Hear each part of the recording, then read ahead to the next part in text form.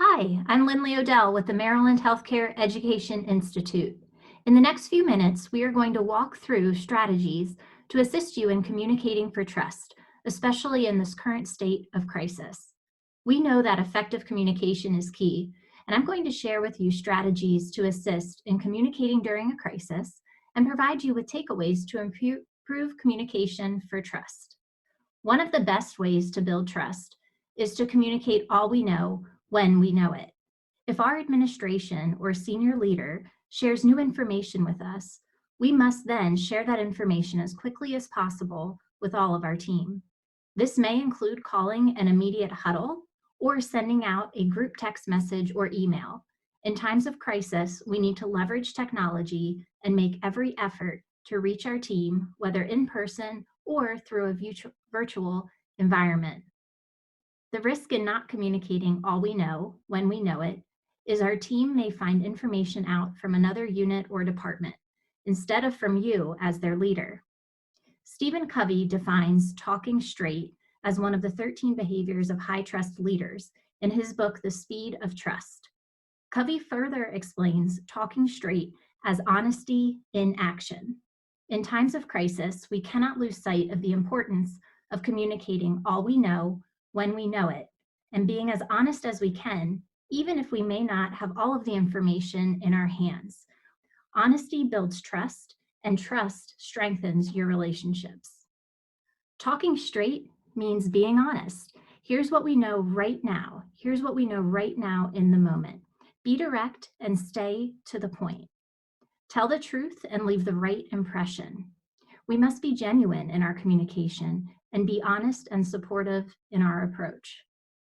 You may say something like, here's what we know right now, and I'm here as your leader to work through this together with you.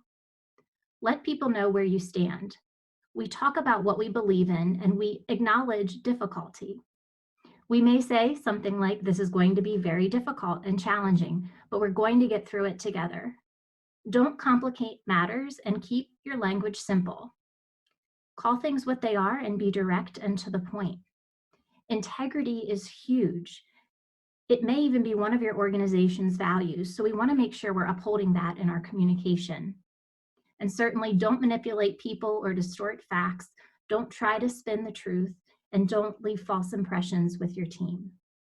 Adding on to this, General Stan McChrystal, who's a retired 4-star general, and founded the McChrystal Group, echoes Covey's message with these 3 areas to focus communication on. First, communicate what we know in the moment and acknowledge that what we know right now may change. What we communicate at that huddle at the start of the shift may change and be different until the end of the shift. We must still be clear and direct and acknowledge this is what we know right now, and if anything changes, we'll be there to share the updated information. We also have to communicate what we believe. Acknowledge this is going to be very difficult and challenging, but we're going to get through it together. And finally, leaders must be inspirational. We want to communicate with that inspiration, reflect back on our values as a leader and on our organization's values. We need to connect our message back to the why and what your team and organization is about. You may say something like, here's what we value, whether that's patient safety, high quality care, service excellence, or all of the above.